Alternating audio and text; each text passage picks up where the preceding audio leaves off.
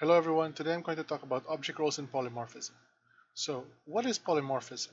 Polymorphism comes from the word polymorph, which is an organism or an object can take various forms.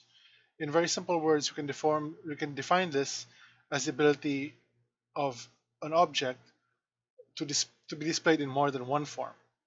Real life examples of this are like a human being, where one man can take various jobs, Ben 10, where Ben as a kid can transform to different aliens, or classes in Final Fantasy 14 where your character can your character can take on various other jobs such as paladin or tank or mage. Now, if you look at the example here, circle, triangle, and rectangle are all subclasses of shape, and therefore inherit area. This process streamlines the process because you don't have to individually code area for each shape. Rather, they will naturally just inherit it from shape itself. When choosing classes to superclass and subclass, it's important that they are suitable in doing so, and you're not choosing just any classes to pair together. Uh, if you look at the example here, cylinder is a subclass of circle. Cylinders get area returns the area of circle, but in cylinder, it overrides inherited method get area. So cylinders toString returns, cylinders get area returns the surface area of cylinder instead. When overriding methods, you have to make sure that they're still suitable for the method being replaced. That the method you're replacing might be different, but it still does the same basic job, which is what we saw in the previous example. Uh, get the get area of cylinder is different from circles, but they still do the same basic job. This goes back to the whole to polymorphism as having multiple forms, or it can also mean as having multiple shapes. Now, polymorphism can help make programs that are easily extendable. This is called extensibility. If you look at the example on the screen now, you can see the superclass instrument provides all its subclasses, wind, percussion, string, and wind further down, woodwind and brass, with with attributes. A program is extensible because you can add new functionality by inheriting new data types from the common base class without having to adjust the base class. So as you can see, uh, all the instruments, string, percussion, and wind, all inherit void play, string what, and void adjust. And but the subclasses of wind, wood, wind, and brass only inherit void play and string what, and brass only inherits void play and string adjust. A program is extensible because you can add new data types. You can inherit new data types from the common base class. So rather than having to create an entirely new class, the natural progression of more specific instruments from general instrument allows you to accommodate all the new classes without having to change any of the base classes, and that is what is called extensibility. But how do we actually use polymorphism in Java?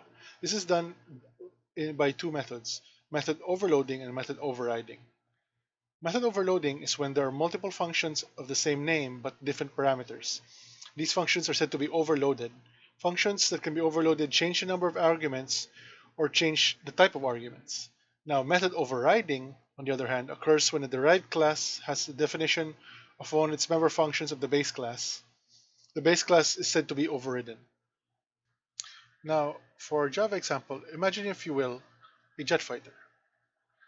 Now, with the associated code above, you can see that the class jet has the method fire, which prints out the statement missile. The class CF44, which extends from jet, has the method afterburner, which prints out zoom, but also the method fire, which prints out guns. Now, this is an example of method overriding, as the the method fire within CF44 overrides the method fire that fires the missile, the original one.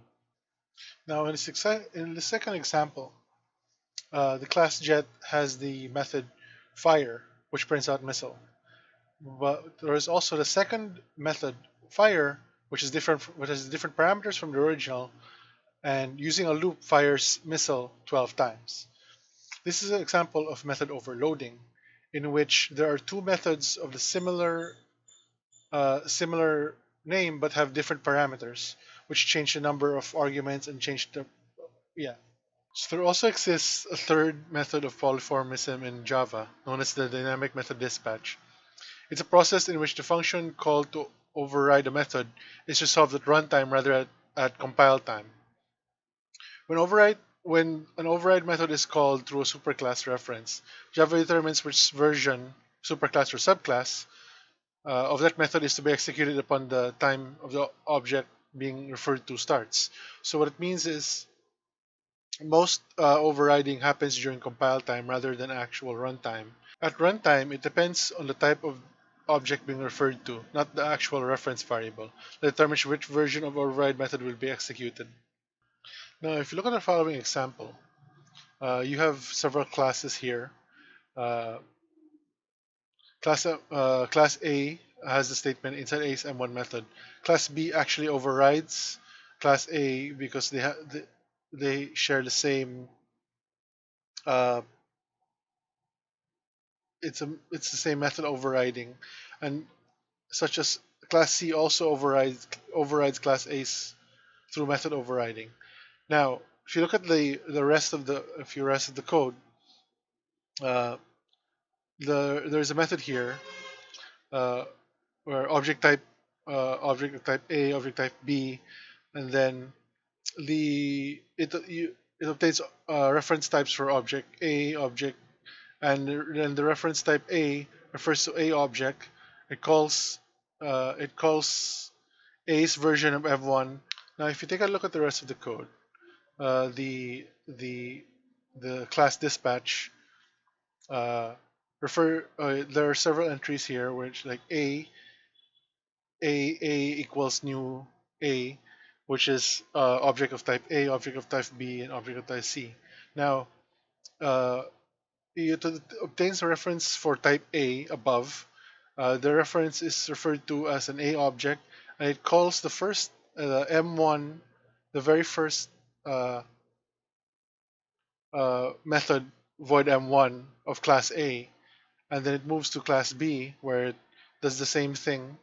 It refers to the B object, calls B's version M1, and the same with C, and so on.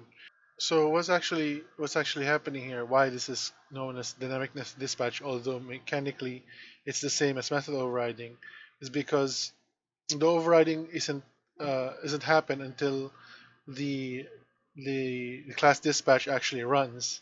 So it's only taking place when the program is actually running rather than before when it's compiled. Now, if you were going to take a look at the output for this, it would look like simply like this, in which, as you can see, the uh, the uh, program is referring to different versions of M1 and then printing that the above M1s, the classes, and printing that as they're being called or being referred to by the main class. Now, a quick final review before we go. In Java, polymorphism allows you to define one interface to have multiple implementations. It does so through the use of subclasses and superclasses, a parent and child relationship. When overriding methods ensure that they are substitutable and that the method being replaced does the same basic job. Extensibility is when you can add a new functionality by inheriting new data types from the common base class without changing the base class to accommodate all new classes. Method overloading is when there are multiple functions with the same name but different parameters. Method overriding occurs when the derived class has a definition from one of the member functions of the base class. And dynamic method dispatch is a process which is a call to override method that is resolved at runtime. I hope you learned a lot, and thank you. Bye bye.